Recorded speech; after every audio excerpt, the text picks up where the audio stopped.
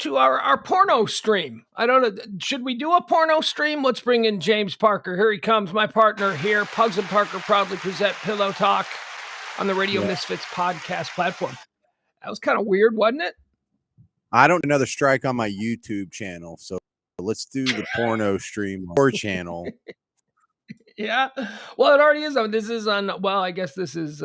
This is our combined channel. So let's just. No, that was weird. I just randomly hit a different video clip that had been uploaded to my choices of video clips for countdowns, and that was like some weird porno thing. Hold on. There's one more time here. It's like this.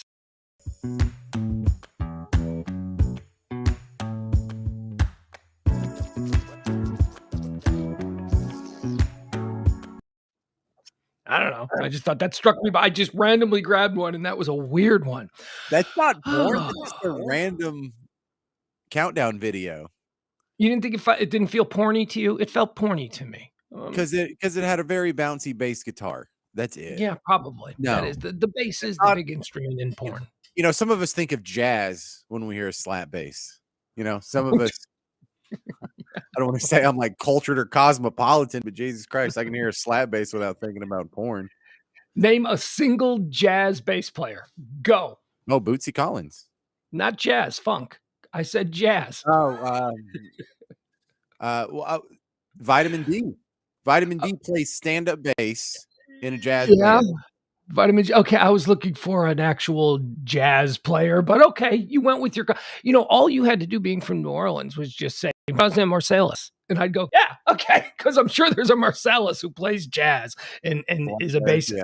So just mumble the first name and then just make sure I hear Marsalis, and I'll go, okay, yeah, he's probably right there. I don't know who he's talking about, but all right, folks, welcome in. This is Pillow Talk. That's a pretty solid thing. Your stream sucks today. Your stream sucks today. You're like all grainy and you're blurry now and you're choppy. Yeah, your vocals are choppy. Just just sit there and look pretty. My little Let me log off and log back on. Let me log off and log back on. Yeah, do that. Do that and I'll do the whole thing. There he goes. Okay. You're gonna play the porn video again? What are you doing? No, I'm not going to play the porn video. Just go away, okay? I'm trying to do something. Oh, my God. But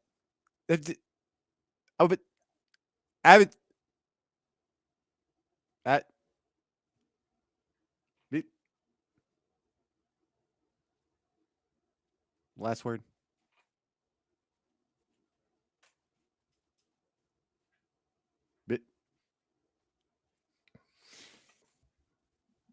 Would you please go away? I can't hold my breath. I was trying to make you think I froze so that you go away and then just. Good job. All right, there he goes. Hey, folks, welcome in. I'm Pugs Moran. This is the second of two streams that we do each and every day here on the Radio Misfits podcast platform. The first one, let me tell you about it. It's called High Noon, and it features me, all by myself. What do I do on High Noon? Well, I give you all the day's events. Current events, hot topics, hot takes, trends. If it's happening in the world, if people are buzzing about it in that particular moment, I'm going to hit on it. I'm going to tell you why it's trending, why people are talking about it. I'm not going to go in depth in any one subject. I don't like to get divisive. Certainly, we stay away from politics. We stay away from culture wars and all that bullshit. But, we tell you about the world as it's happening today. That's every Monday through Friday, noon till whenever I figure we're done. About 2 hours every day. It's called High Noon, and that's the first stream that we do of the two streams. Second stream right here, Monday through Thursday, myself and James Parker, my friendly rural Frankenstein, as I just dubbed him. We do this every Monday through Thursday, and this is more, just talk. I need my booze with a little bit of libation. Oh, there's James. All right, he's back. Let's see if he's got this better. Ladies and gentlemen, James Parker. Looks great. It's like 100 times better. I know you're kidding because you look clear. You look like you're in HD. It looks good. Okay. Right, I'm pouring myself a little bit of the Don Michael Black whiskey until somebody else wins the yearly contest. The finest whiskey in the world. Yeah, for like 8 more months, huh? Yeah. I don't know. I don't know. You can try and find the Don Michael Black whiskey, but honestly, this is all like it's so strange to have a product that you're endorsing and promoting because they're like, yeah, we like the idea for mansplaining. We'd like to come on board and we'd like to be a sponsor and we'd like to be title sponsor if we can. Where do I send people to get your product? Yeah, they can't get it. It's like, wait, then why are you spending money? Because people don't know who we are. Just chatter. We just want people talking about it. If they can find it, there are a few bottles spread around the Metroplex here, like the Golden Wonka ticket. But give them credit for playing long ball here, because your return on investment is going to be nil until they can get it on the shelves. Well, it literally shocked the spirits world when just a couple of months ago in New York City at the New York Wine and Spirits Competition, which is the Super Bowl of this kind of industry, when it came out of nowhere. Hang on, sorry to interrupt, but why do they have like dog shows and cornhole and stuff on TV, but we don't have like the spirits? Because we can't taste it. We can look at a doggy prancing around and appreciate that. Solid point. Yeah. It shocked the world, came out of nowhere. There had never been a Peruvian whiskey even in this contest because there's no such thing as Peruvian whiskey until this Black Andean corn whiskey came in, and all of the whiskey critics and all of the whiskey people were like, holy shit, this is incredible. So I think what they're thinking about is that they wanted to capitalize on that. I mean, it shocked them. They weren't ready to mass export to America, but they want to get some chatter. And I approve. Since they're spending money on my show. And here's the other thing, James, and you've done a lot of endorsements for things. And, we've all had to, hey, join us tonight at this bar that I would never fucking go to. You know what I mean? We've all done those appearances. Excuse my language. I'm sorry. I've had a couple drinks. But isn't it nice when you get to endorse someone or something that you just wholeheartedly agree with? I mean, everybody who knows me knows I'm a whiskey guy. I've been big on my Jameson forever. So, I mean, in my single malts, I love those. But to have like a product that I actually really do enjoy, and it's new and it's like ground floor, it's exciting. How are you, James? That's the kind of sponsor I was waiting on, because I had the perfect setup. When I had the James show in Waco, I had a couple really good salespeople. And so after like a year, my endorsements, my live reads were like a gun shop, a bacon, and an auto shop, and then this cafe. Bacon sounds good. Oh, dude, I had bacon and guns. If I could have had myself a good whiskey, I would have, because it's just like, how stereotypical could it be? Because so the bacon was kielbasa bacon, and I used to do live reads for bacon, and just how easy is that? How effortless is that? You know what I can't wait for? I can't wait for legalized weed at the federal level, and I can't wait to do an endorsement for a dispensary and then get all like the free stuff. Hey, we got these new kinds of gummies I want you to try. And they throw you a bag, which would probably cost like $100 for free. You're going to have to test this out. Yeah. Tell me what you think. Should I stock it? Well, closet's going to don't mind if I do. I'm looking forward to the commercials with Snoop Dogg and Martha Stewart, because they're going to have their own brand. I want to see Martha Stewart just ripping a bong or something. It's a can't miss. It's a must do. Absolutely. So earlier this evening, I checked in with you about 8:00 to see what was happening in your world, and you sounded like you were at the State Fair of Texas. I don't know where the hell you were. I was at a football game. Oh, okay. I was afraid you were going to tell me that's your living room on a Thursday night. No, this is Bug Tussle, Texas, and it's the fall. So like every Thursday and Friday and sometimes Saturday, we're going to a football game. I went to a couple on Sundays too. So, man, that is awesome. That is so cool. I love the whole high school football thing. We've been going to a lot of high school football games the last year or so around here. We're right down the street from Highland Park High School, and they're a really good program. So it's kind of fun to go and see like a really baller program put up 70 points on like some lesser program. But I've said this forever. I've told my friends back in Chicago, there is no sporting event like a really big Texas high school football game. I've been to big college games. I've been to playoff football games. I've been to a World Series game. I have never seen the kind of buzz and atmosphere that you get at like South Lake versus Highland Park, in Texas, something like that, or Lake Highlands taking on Trinity or something, or it's just really, I'm in a dumb way, I'm really getting into high school football because my kid's really into it. Yeah, so if you want to see the other end of the Texas football spectrum, you have to go to a 6-man game. Go to Yeah. Fruitvale. That's probably the closest one to you is Fruitvale. Well, I actually have been to a six-man game, as recently as last week. We Oh, the, you got to it's go to one? well, I got to go to a peewee six-man football game to see how that all lines up. Okay. Amel's son, the Dominator, is plays six-man football currently, and he's a beast, man.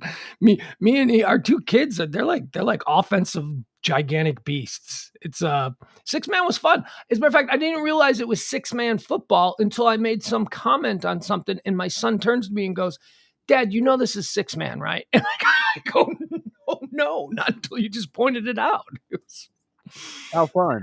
what are you Well, gonna my do? kid's actually, in the band playing the drums, so he wasn't Oh, on the yeah? football field, yeah. So you go as a band dad. I love that. That's awesome. Yeah, man. Here, I wanna share a little something with you that I thought was funny. I thought this was a funny thread. So everybody knows that I'm a scanner nerd. I love to listen to my Chicago police scanner because I get it tuned into the spookiest parts of town, where all the good stuff happens, where you It's get to either that or rewatch The Purge, same thing. it's the same thing. It is Yeah. very similar. So we've had some problems recently, though, we scanner nerds, because the police are going off scanner now in most of the major cities, and they've switched over to a new digital way of doing it, which basically renders all of the current ways that we listen to scanners useless. And the scanner services, the apps and stuff that you can buy, they're still up and they're operational, but they're all 30 minutes behind. So no more can you listening to break 30 minutes behind so that if anything happens, they can edit it out. So basically all of the really in real time stuff that draws you to listening to the scanner, and it's all been, I mean, it's stupid. So now I got to go at some point, I got to buy like an $800 digital scanner if I want my little habit to still go through. All right, so here's a little thread though from somebody that I follow on Twitter, Spot News out of Chicago, who is really good.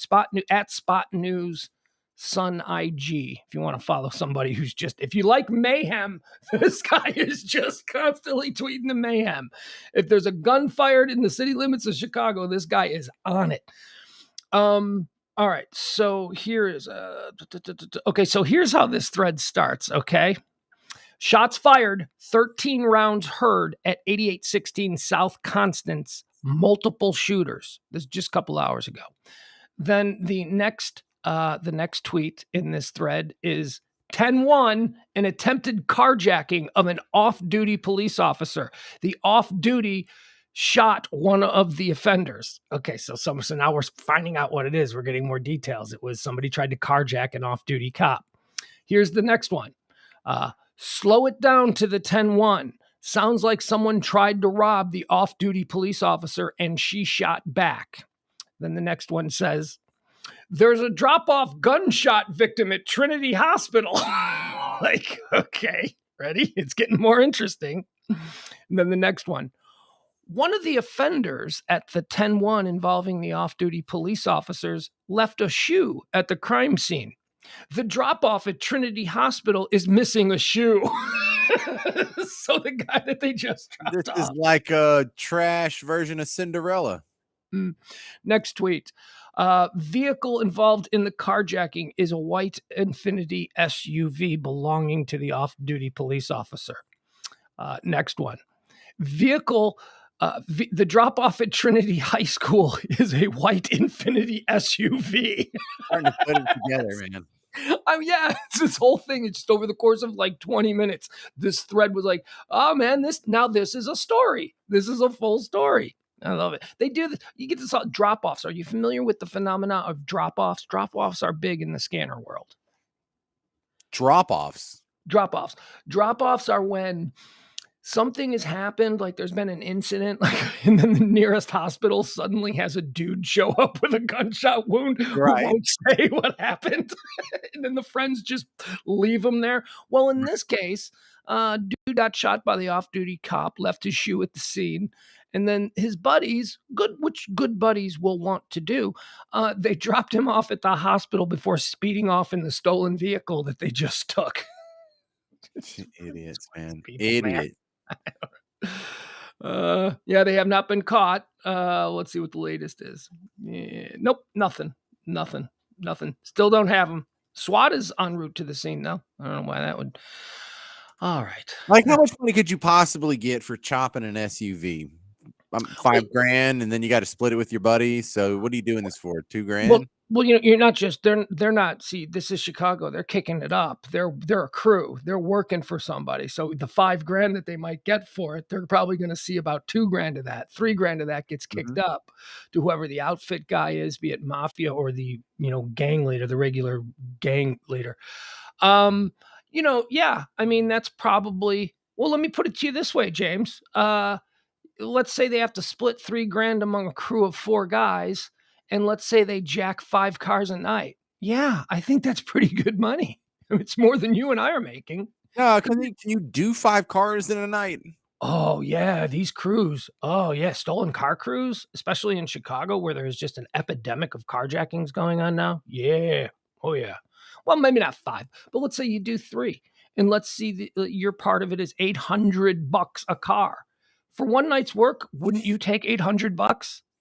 No, no, no, no, because you're risking getting shot in the gut and being a drop off. No, You're no, I risking mean 15 years in prison because it's a gun crime on top of a car theft. I mean, if you had a regular job, wouldn't that be a good paying job? $800 a night? Yes. Yes. Yeah. So, like, these guys, they do 3 of them, 2,400 a night. They'll risk, for something like that, they'll risk getting shot in the gut. I won't. What I what don't. Nope. Nope. I'm not gonna be a cop, not gonna be a fireman, not gonna run into burning buildings. My job is, stressful enough. I don't have to risk dying like lumberjacks. You ever and like in the most dangerous job, like a pizza delivery driver, isn't that like number 3 on the list? Like Yeah, the I always thought the most dangerous job year in and year out was late night convenience store clerk. I thought no, no, that no. was the one that was but pizza delivery driver is up there, yeah. Yeah, I think it's like lumberjack and then those offshore fishermen from like Deadliest Catch and then like pizza drivers. Like pizza drivers are something like 11 times more likely to die on the job as police officers. It's I can it's see why. Although I don't understand that has to come down because at this point with food delivery and let's just move it to food delivery drivers but none of them carry cash anymore. All of this commerce is being done digitally. So, it used to be where a pizza driver working all night would have 300-400 bucks in his pocket that he was going to cash out at the end of the night. It's not a case anymore. Almost everything is done digitally, ordered well, online. it's not just a crime thing. It's like accidental car wrecks. It's like drunk driving car wrecks because they're out on Saturday night delivering a pizza and a drunk driver hits them. That counts as death on the job, a workplace fatality. Jeff It, Ballard has an interesting one. He says, where is it? Jeff Ballard, Garbage man's number 1? garbage men is what Jeff says. Yeah, Huh? I don't know. Must have Mm, changed. The title must have changed. let's see here. What else do we have? Some other guesses. Brady says delivery and truck drivers fatal injury rate 25.8 per 100,000 workers. Yeah, the traffic's the big thing. Like that's what kills more cops. Like more cops are killed by traffic accidents, getting hit on the side of the road Yep. than by criminals. Number one cause of death for law enforcement in America is car-related incidents. So whether it's a car accident or they get hit or something like that. All right. Hey, James, I want to jump right into this today. I kind of prepped you on Oh this. Have man. you been following? Did you What get to follow any of this? Well, I was very interested when it happened because I have been a huge Kevin Spacey fan. As am I. I don't have a big poster of him on my wall, but he's one of those guys where it got to the point to where if he's in a movie, I just assume it's good and I need to watch it. And he doesn't let me down. Mhm. Whether it's The Ref with Dennis Leary, you remember that old one, The Ref? A completely forgettable film, but he was incredible in it. Oh man, he was so good. Like he was better than Dennis Leary, and the whole thing was like a Dennis Leary vehicle. And Mhm. like that was amazing. That little show he did not too long ago, 21, about the blackjack kids who were counting cards from Yep. MIT, Great and movie. Great you movie. know, Have you even ever like seen where he's a jackass, like an Outbreak, how he's supposed to be like the dick doctor who gets poked, and have he's, you ever seen Swimming Sharks, which was his second film that he did? I have not. Swimming with Sharks, I think, is his best film, and I am a diehard Usual Suspects fan. But Oh Swimming with Sharks, Kevin Spacey plays a Hollywood movie executive who reneges on a deal to make a movie with a screenwriter, and the screenwriter kidnaps him and basically tortures him in his fancy Malibu beach house and it is incredible. Oh no, you know what it is? It's not screenwriter. It's his former assistant. Kevin Spacey is this Harvey Weinstein type belligerent tyrant of a boss. And then the assistant snaps and ends up basically holding him hostage for a weekend and torturing him. I think it's Frank Whaley. Frank Whaley is the assistant and Kevin Spacey is the executive. And Kevin Spacey in this movie is a piece of shit. I mean, he is such an asshole. You're rooting for the assistant to torture him to death because he's such a piece of Hollywood garbage. He's good in everything. L.A. Confidential, American Right. Beauty. Forgot about that. American Beauty was another fantastic one where I felt like that was supposed to be not centered around him, but it kind of became all about him. And it's we're not going out on a limb here talking about what an incredible actor that he is. Do you realize that he is a Grammy away from being an EGOT, which is, everyone Right. says that's the height. You are a legendary superstar if you win an Emmy, a Grammy, an Oscar, and a Tony Award. Dude has an Emmy and has been nominated 12 times for Emmy Awards. He has 2 Oscars, one for supporting actor in Usual Suspect and one for lead actor in American Beauty. He has a Tony from when he was a Broadway star before he moved over to movies. And he was nominated for a Grammy for this spoken word narration thing that he didn't win. But that's it. He is in the ballpark to be an EGOT. I mean, so whatever you think of Kevin Spacey, dude's talented, seriously talented. Now, did you see The Negotiator? Yes. Who else was in that? Was that him and Bryan Cranston or him and Russell Crowe? Samuel. Wasn't that the one with Samuel Jackson? Yes, I'm sorry. I got the informant confused. Yes, The Negotiator. That movie was filmed in a building that I was working in at the time that they were filming it. So, and I was doing a morning show. Yeah, that was filmed in the Merchandise Mart in Chicago, and I was at Q101 at the time, and we had to go in different exits for like 6 weeks because they were filming in the front of our building, and we had to. Anyway, yeah, I do know that movie, The Negotiator. That glass building they blew up was right across the river from the Merchandise Mart where I worked. Yikes. Okay, so one other thing, did you ever hear Dave Chappelle's take on the Kevin Spacey situation? Mm-mm. Do I need to? Kind of. I think it'd be good context because should we establish what we're talking about first, though, before we play this? Because we haven't even talked about. We're just talking about Kevin Spacey, the actor. Here's the deal: Kevin Spacey has completely lost his career. He is unemployable in the eyes of Hollywood. He was fired immediately by Netflix based on allegations.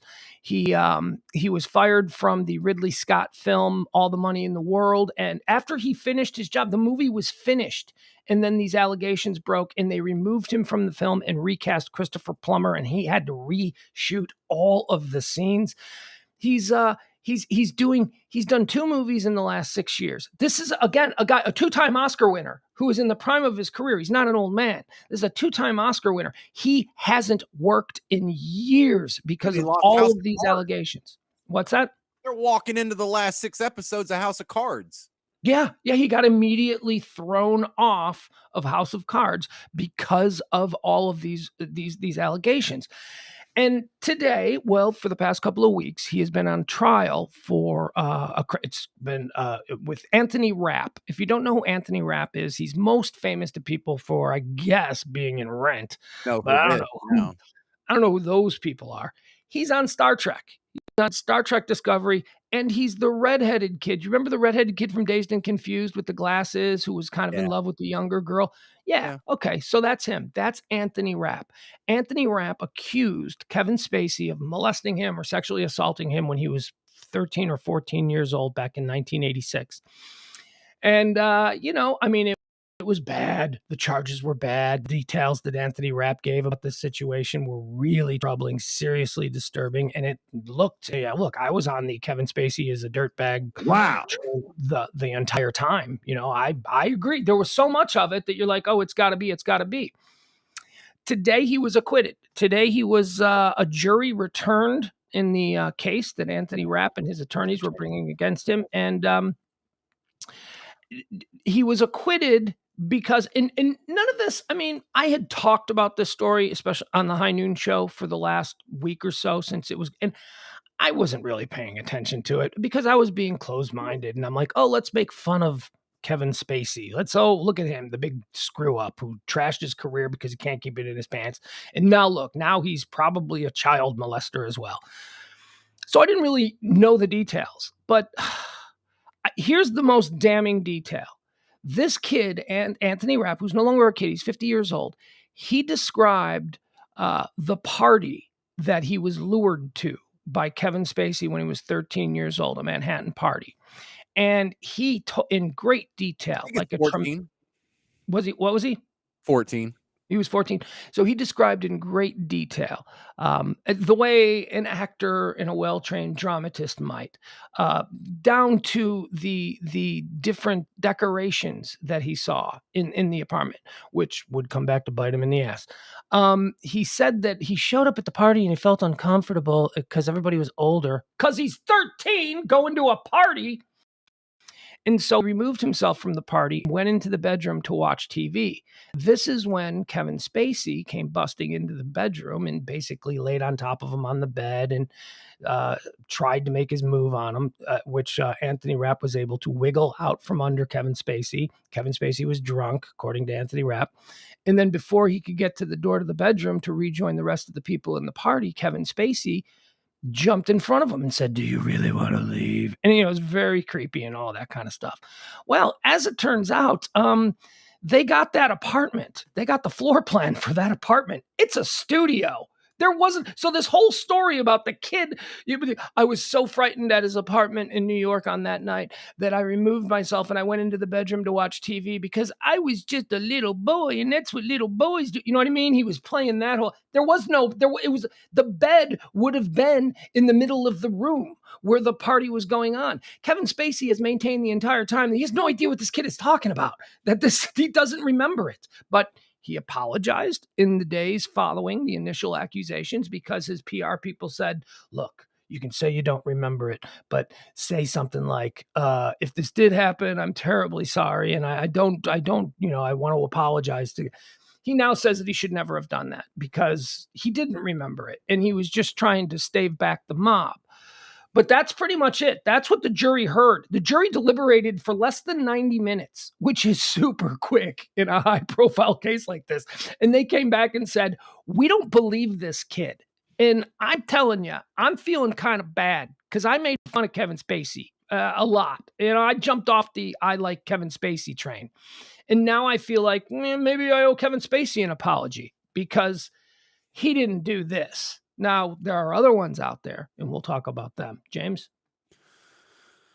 So there's a lot of smoke for there to not be fire because this isn't the only dude. And so the more people that make accusations, the harder it is to stomach the idea that they could all be lying, because that's sort of what damns Bill Cosby. It's like, okay, right. How many women said that? 3, 4, 6, 40? Oh, 50. Yeah.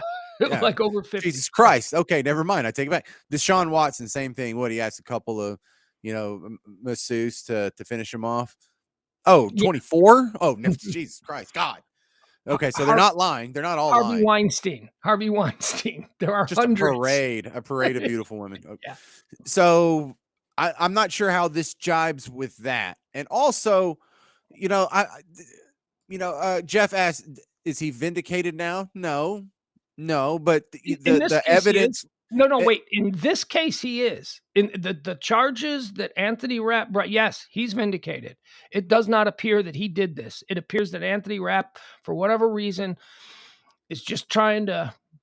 I don't know. I think he means, does this mean Kevin Spacey's vindicated, like he's a decent human being now? No, there's still a whole lot of other charges. He's not back on the cool list just yet. I'm not going to let him babysit my kids. But that I'm surprised by this verdict. And if But this also, is one other thing that we need to note about Kevin Spacey and Kevin Spacey's reputation above and beyond all of these charges, Kevin Spacey's an asshole. Kevin Spacey is an arrogant, stuck-up, difficult to work with asshole, and has been for years and years. But he was so talented that, he got by.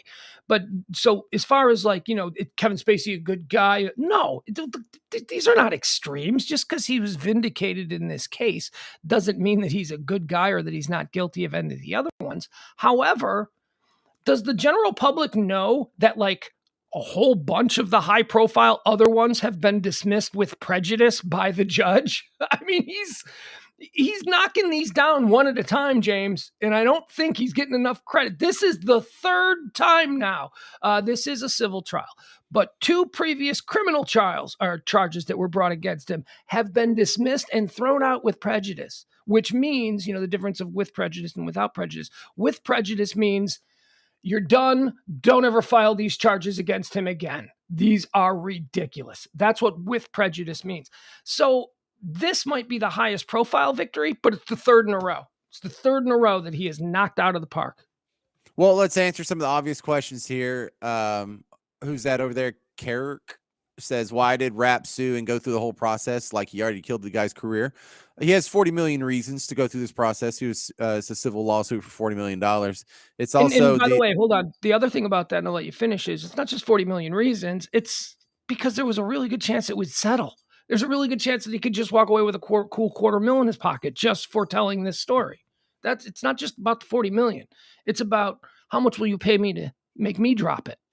Yeah, and if it works out like that, then he gets his name in the press and he gets name recognition and he gets that precious victimhood status that people just love to drip all over. So he does have a lot of incentive to do it. And, also I think in some of these cases, there's something that went wrong in these guys' relationship. Apparently they had spent some time together. And maybe Kevin Spacey was a creep or a creeper or just maybe a jackass. And I think the guy's right. And the guy's making up something about him, but that doesn't mean he's wrong about Kevin Spacey. It's just wrong that this housewarming party did not happen. Yeah. This situation where he went to another bedroom didn't happen, but maybe something happened and he's just trying to make something up to get something to stick. The passage of time makes me real suspicious too. This is from 1986. 1986. Jesus Christ! I mean, we didn't even have car phones then. What are we doing? James, let me give you another case. This was the other really high profile one, and this was settled a couple of years ago. I think maybe a year ago or so. This was the case that was brought against Kevin Spacey by an 18-year-old boy in Cape Cod. Okay. Now, this 18-year-old boy turned out to be the son of a very high-profile local Boston news anchor. Her name was Uru or something, Carrie Uru. I can't think of it. But this boy said that he met Kevin. He was a waiter, and he waited on Kevin Spacey at this popular Cape Cod bar. And Kevin Spacey, when his shift was over, was like, why don't you come join us? And Kevin Spacey was at a table with a bunch of other people. And Kevin Spacey says, come, I'm going to have a drink with Kevin Spacey. Hell yeah. I'm a waiter. I got questions. I got questions about Verbal from Usual Suspects. I got questions. So he stays. And apparently he said that Kevin Spacey was groping him at the table, touching his genitals or trying to do that and all that kind of stuff. And to offer proof of this, the 18-year-old kid said that I was texting with my girlfriend the whole time. So there are real-time texts of me talking about this going on. And that was the big part of the case, and that's why the charges were made, except the police kept saying, okay, can we have the phone with the text messages? Can we see the text messages? And first the mom said, the news anchor, well, unfortunately, we deleted some of the text message. I don't know why you would delete those text messages if they were about your encounter with Kevin Spacey, but okay.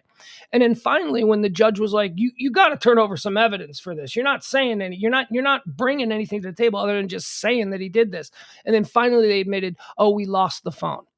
And that's when the judge went, dismiss with prejudice. You're done. I go, you can't just. So that was the last one.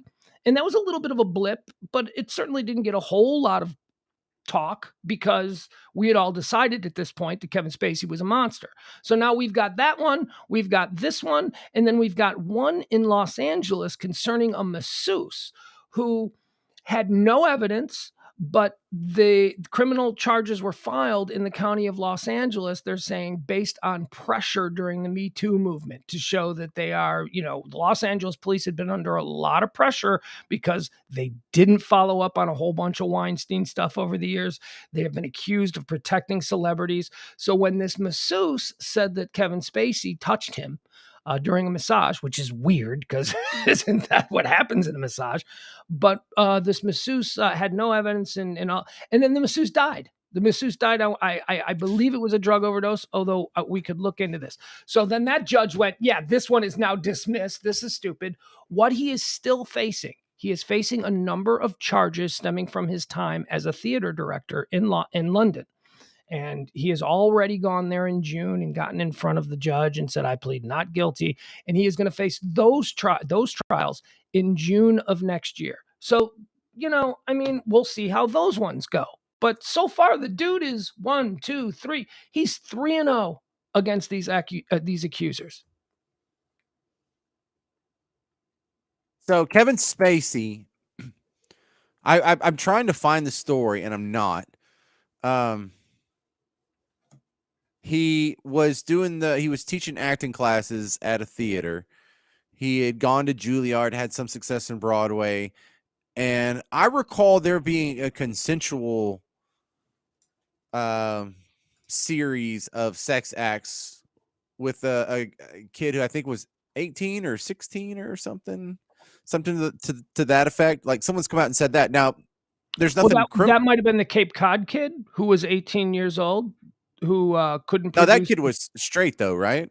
He was straight, yeah. Oh, you're talking about a gay relationship between two gay men. Well, a man and a boy. Ugh. Yeah, and oh God, now I want to brush my teeth. I can't believe I formulated those words.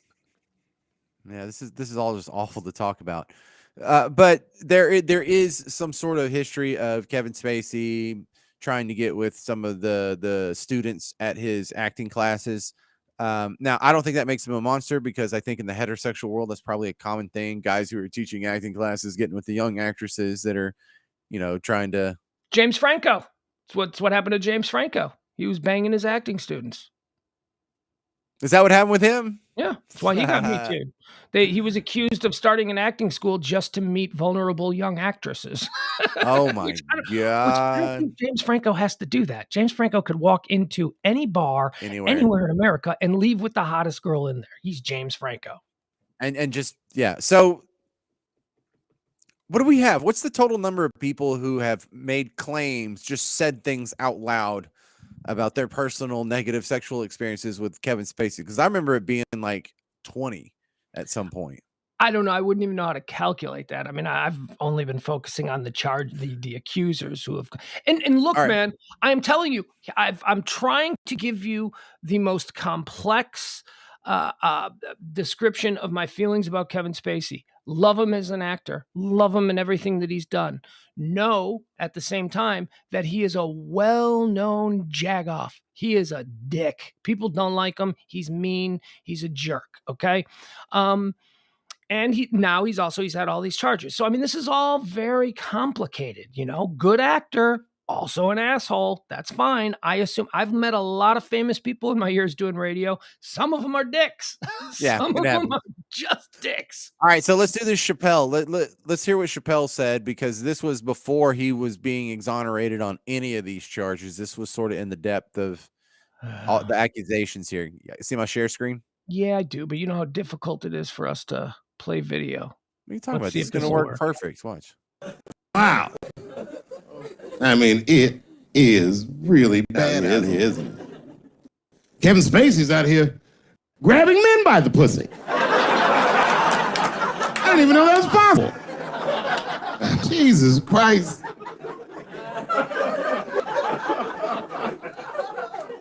You got the guy from Star Trek, The Next Generation. That's who we got.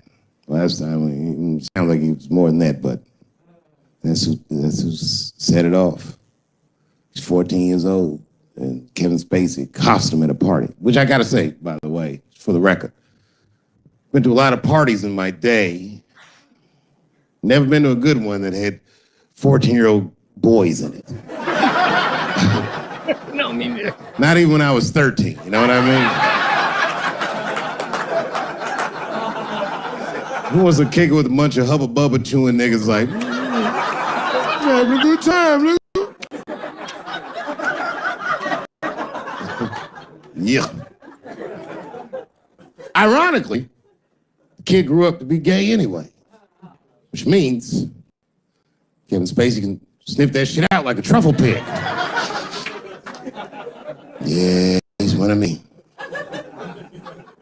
Truffle And pig. victim blame, but it seems like the kind of situation that a gay 14-year-old would get himself into. I know I didn't say that right, but it's true, nigga. Like, you know why I say that though? Because I went to an arts high school, and like all them niggas was gay, man. Like in high school, all them dudes was gay, and them gay dudes was way more mature than the rest of us, and we didn't know why. We just knew they was mature. You ever see a gay dude at lunch? Perfect posture, nigga sitting there. Eating responsible. Take that thermos out. You'd be like, what the fuck is that? Does this nigga drink wine with lunch?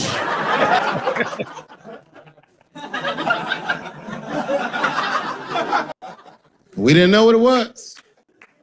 We were young boys, we were just trying to figure out who we were. And we didn't realize these gay dudes was fighting to be who they knew they already were. Some impressive shit. They were fearless gay kids. Fucking fearless. I've never seen a scared gay dude in my life. What kind of man has no fear? You'd be tied up in a hostage situation with a gay dude. Them niggas would still be like, I'm thirsty.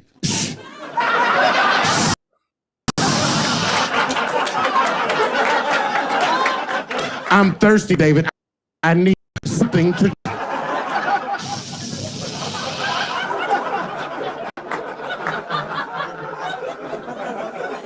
Well, then shoot me. I would rather die of a bullet than dehydration, nigga. I am thirsty. I need some water.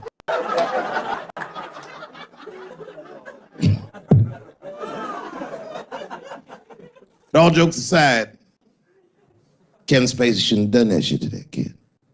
He's 14 years old and was forced to carry a grown man's secret for 30 years. Jesus Christ, he must have been busting at the seams with that one. The saddest part is, if he were able to carry that secret for 6 more months, I would get to know how House of Cards ends. That's it. That's it.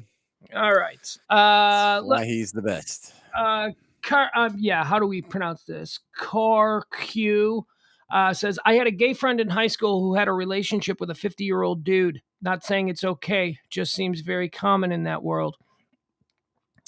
That is what a lot of men who are involved in pedophilia say. that is the line that they see themselves as almost shepherds for a young man who is conflicted about his sexuality, and that the presence of an older established gay male in their life to show them that you can live this way. And, you know, that's a very I do not doubt at all what Carrick is saying. Is this what we've learned from? Is this what we've learned from protecting the innocent? I don't know. Every time I hear that, every time I hear that thing, well, young gay men need older gay men to sort of tell them that it's okay because they might not be getting that from their father.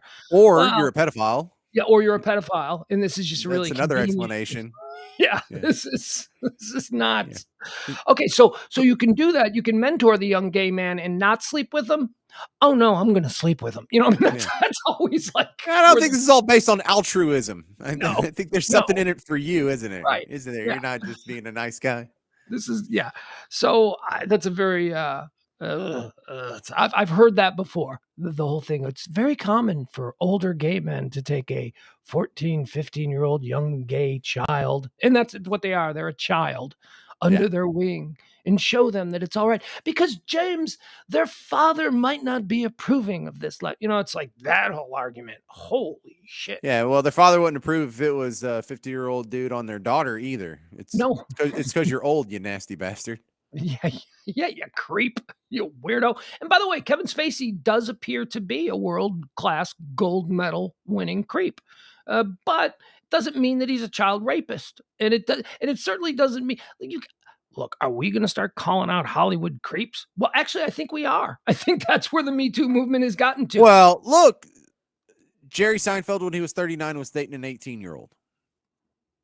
Close, man. That's pretty close. Oh, that is absolutely, yeah, that absolutely. It's pretty close to the same thing. Yeah. And it's sure it's not as bad as 14, but it's close. Well, when I was 34, I was dating a 22-year-old, and that made me feel really, really weird about it. But I married her, and we had a kid. And what a surprise, it didn't work out. Oh, it's so weird. Yeah. What are you going to do?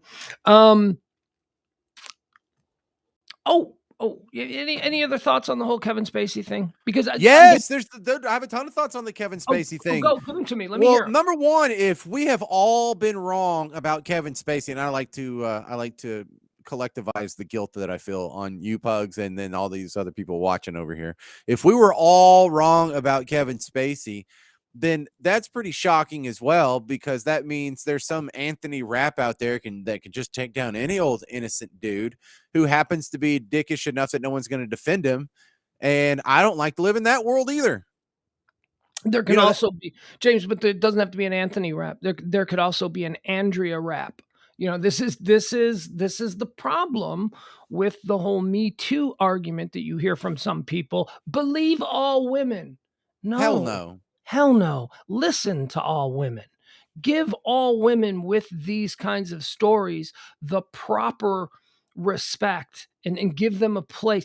But you can't just believe all women. You can't believe all women of anything. You can't just flat out believe people simply because you feel that this is an issue that I support, and anybody who brings these accusations must be telling the truth.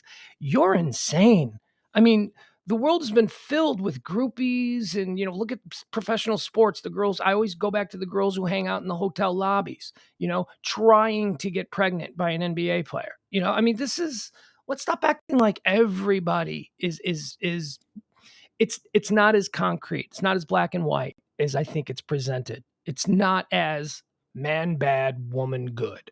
Right. You know what I mean? Yes, and Stephanie, can't believe all men either. Of course not. Of course not. You can't. No one's ever said that though. I've never seen a hashtag believe all men. No one believes that. No, you're absolutely right. It's complicated, and we try to simplify it for this, digital social media world where it's always going to be black and white. Look at what he's accused of doing. He's a monster. Let's cancel him now.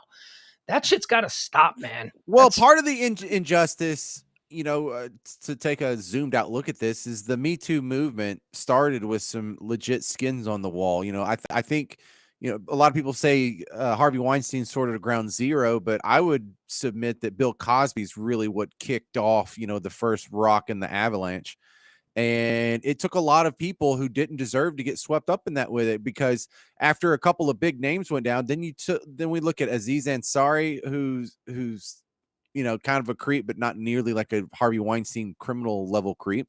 I think Louis C.K., did some things that most of us find kind of disgusting, but not like a rape or Harvey Weinstein level crazy. And then you had Al Franken, and now Kevin Spacey, and it's like, well, hell, what do you think the ratio of these common guys, some dude who's the assistant manager at Jack in the Box, or people who are losing their job because the whole Me Too sensation was sweeping the nation. Yeah. The guy at Jack, the shift manager at Jack in the Box, who doesn't have Kevin Spacey money to fall back on, who can never, well, I don't know if he can never work again, but it's very complicated. And I think as a society, we try to be reductive whenever we can in order to, especially in the digital area, in order to get clicks and to get people to respond and to get some sort of a reaction out of people. The Aziz Ansari one, I don't. And look, we are only cherry picking the ones that we think are suspect. We're not arguing about people like Weinstein or people like, look, I've been talking about Brett Ratner, that piece of garbage, for a long time. He's a piece of garbage. There are people out there who are pieces of true garbage. We're not talking about them right now. We're talking about the ones that we look at and go, and I don't know if that's worth losing everything you've worked for over just because. Look, if we're going to start penalizing people in Hollywood for being arrogant assholes, then oh my God, let's just wipe the slate clean. Well, I hate to be so crude, but the details are important here. Aziz Ansari, on a date with the girl in his apartment or in her apartment, pulled out his wiener and said it's not gonna suck itself. Now, I have one of the great litmus tests of all time being a dad. What if my daughter was in that situation? I would say Aziz Ansari is a dick. He's someone who definitely doesn't deserve to date my daughter. But oh my God, he does not deserve to go to jail. Oh my God, No. what he did is not criminal. And I don't even think he should lose his job. He should maybe lose this awesome girlfriend that he had and maybe learn the lesson that if he wants to have nice girls, he should be a nicer gentleman in the future. But my God, the overreaction that he should be squashed like a bug in the dust is kind of scary. Can we give a moment to what Brady said there in the chat room?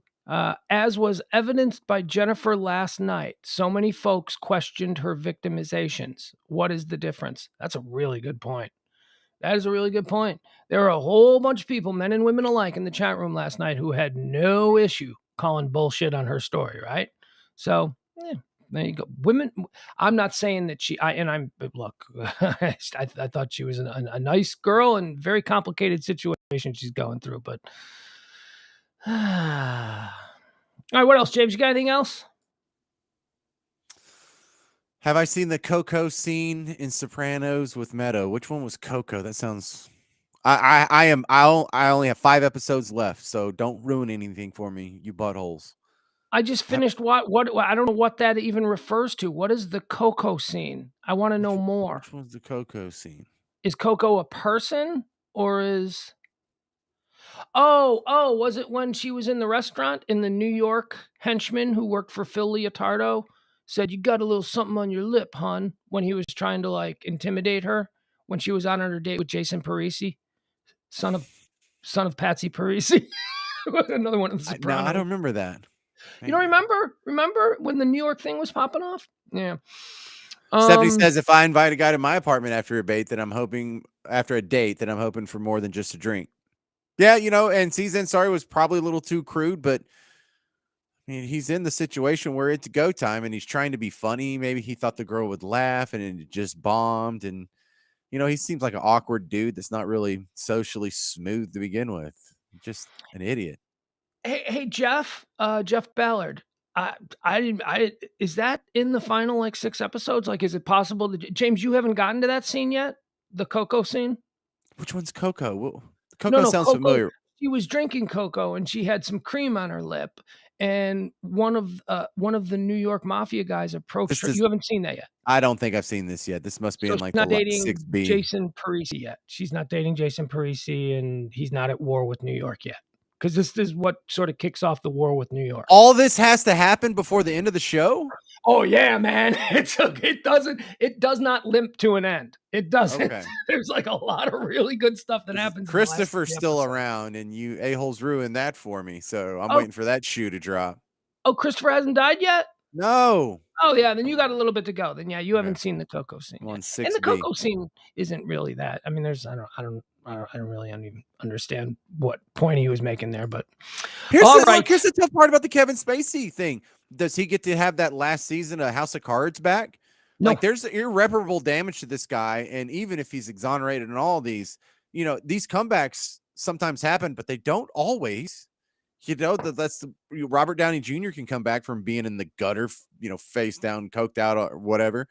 But a lot of the guys, a lot of the guys don't ever recover. A lot of the guys, there's not a form you can fill out to go get your reputation back. So you're right. That is probably in my lifetime the greatest celebrity comeback story of all time, Robert Downey Jr., because he was an Oscar nominated young actor who went off the deep end and ended up in prison. He ended up in jail. He was a drug addict. The insurance companies that insure film sets could not insure him, so he could not work. So, he was not allowed to work because he was so erratic and so crazy. And then he fixes himself and he comes back. And now, is there a more admired actor in Hollywood than Robert Downey Jr.? I mean, he's, who's also in that group? Sean Penn. Sean Penn was another guy who had serious alcoholism problems, a bunch of drunk driving. He beat up photographers. He got thrown in jail. Married And then Madonna. a couple of years later, he's winning an Oscar for Dead Man Walking. You know what I mean? It's like, you can't come back. You know who I think you need to keep your eyes on for a comeback? No. This isn't my pick to click. In the next 20 years, we're going to be like, holy crap. Do you remember when Lindsay Lohan was a total screw up? I think Lindsay Lohan will be back. I think she will be an older actress who will do older woman roles. And the only reason I say this is because she is, get rid of all the silliness that she's been involved in. She's a tremendously talented woman. She is a very good actress. She's a very good actress. She can sing. She can do it all. So talent, I think, rises to the top. She might come back. And don't say no when Lindsay Lohan comes back, because none of you would have said Robert Downey Jr. was coming back. None of you. It was when he was found wearing the Wonder Woman costume in the Palm Springs hotel and dragged off to jail because he had a whole bunch of meth. Nobody thought he was coming back. Nobody thought he'd play a superhero. I was thinking there would be a Tara Reid comeback, but those hopes are dwindling. She just kind of drugged herself into a hole. The other one who I think has a lot of talent that I would like to see come back, but she has mental problems, and that's Amanda Bynes. Amanda Bynes is a really talented actress. She's great at physical comedy. She's the rare, beautiful young woman who can really do balls out comedy and make you laugh. And then she went nuts. And now I think I read she's working at a pharmacy in Los Angeles or something like that. She's got some weird, like everyday normal person job. She also was just released from her conservatorship from her parents. So she's all right. Well, Kevin Spacey, as it stands, if you're watching this, I think I owe you an apology, or I might end up owing you an apology for doubting you. And I feel really bad because I'm a fan. I know you're probably a dick in real life, but you didn't deserve this. And his dad was a Nazi white supremacist. Did you know that? So why is he such a dick? I don't know. I think there are just the dick genetics run deep in the Spacey. His real name is Fowler, Kevin Fowler. He's Kevin Spacey Fowler is his real name. Let me give you one more fun fact about Kevin Spacey that I found when I was looking up all of these cases and stuff tonight. Sure. He graduated from high school. He was co-valedictorian at his little Chatsworth, California high school. This isn't Hollywood High. This isn't, Malibu High School. This is Chatsworth. This is like this is like Southern California, but not Hollywood industry. He was valedictorian of his Chatsworth High School, co-valedictorian with Mayor Winningham. Do you know who Mayor Winningham is? Yeah, she was his co-star in The Sound of Music when they were in high school. Okay. And they were valedictorian and salutatorian. Yeah. No. But she's one of the Brat Packers. She was one of the Brat Packers. She was Wendy from St. Elmo's Fire. She was the one who was in love with Rob Lowe, but it was unrequited. Oh, no. Yeah, right. But she's in that picture that's on your wall, on your sign. Okay. All right. That's cute. There he goes. See what he did there? That's a dick move. I'm telling you, that's weird to me. It is so strange that just a normal high school. Oh boy, that's not the wrong one. I got the wrong song here. Nope, that's the wrong one. Here we go. That's bizarre to me that like unknown rural Southern California high school student Kevin Spacey is co-valedictorian with just another random person who also turns out to be a very successful Hollywood actress. You know how weird is that, folks? Got a question for you, and James bailed out on this. Is that weirder? I don't think it is. I think that the top of the, well, that's random and weird, celebrity who knew each other before. See, that one's not so rare because they're at least in the Southern California area, right? Dude, Aquaman and Superman went to high school together and played on the same soccer team for 3 years in rural Iowa. Jason Momoa and Brandon Ruth attended the same rural Iowa high school in the middle of a cornfield somewhere. And it's like, that's crazy. Imagine you're like, yeah, I went to high school with both Aquaman and Superman. Jason Momoa and Brandon Ruth went to high school together. But the girls at that high school did not have many complaints. That's crazy. That is crazy to me. All right, guys, we'll see you tomorrow. Tune in for High Noon. That comes on every day at noon. It's just me sitting here, and I go through all the trending topics, current events, headlines, whatever it is. If it's happening in the world, I'll give it to you. I'll tell you, this is trending, and here's why, and then we'll move on to the next. I'm telling you, it's a service that I provide. Just, I don't want you folks going around your day having people say, hey, did you hear about? And then you go, no, I didn't hear about that. Tune in to High Noon every Monday through Friday at noon. You're going to hear about it. I promise you. All right, I'm Pugs Moran. Have you been looking at the scroll? I'm still looking for people to participate in tomorrow's special mansplaining show. Mansplaining with Pugs and Dr. Robert Schwartz. It's a big show. It's a big, it's not, how do I say this? It's a showcase show. So I need you guys to call in and pick. If you want to, if you have something that you'd like to talk about, just remember, it's Love Line, okay? It's Love Line for older people. It's Love Line for, I like to put it this way. What we're doing is we're creating a caller-driven advice show with a moron, me, and a very smart doctor, he, where we sort of help people. Here's the idea. If you were 25 years old 25 years ago, and you were a fan of Loveline, maybe you were calling in because, oh, Dr. Drew and Adam, I'm afraid I got my girlfriend pregnant.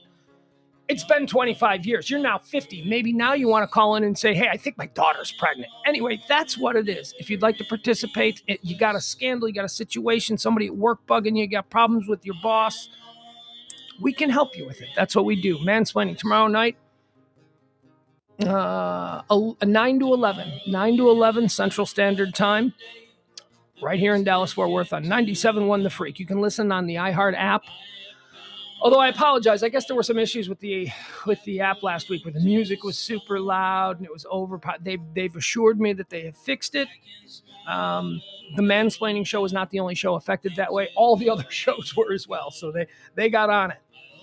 What else do I need? That's it. See you tomorrow at noon, okay? All right, bye, folks. Have a good one. We'll get back. Help me out with the mansplaining. Help me out. If you want to participate, maybe you don't even. I have topics that I can give you that you can feed us that we'll be able to run with. This is a very big show. They've moved us to the weeknight for a reason. So help us out. Mansplainingradio@gmail.com. Love y'all. See you tomorrow at noon. Bye, everybody.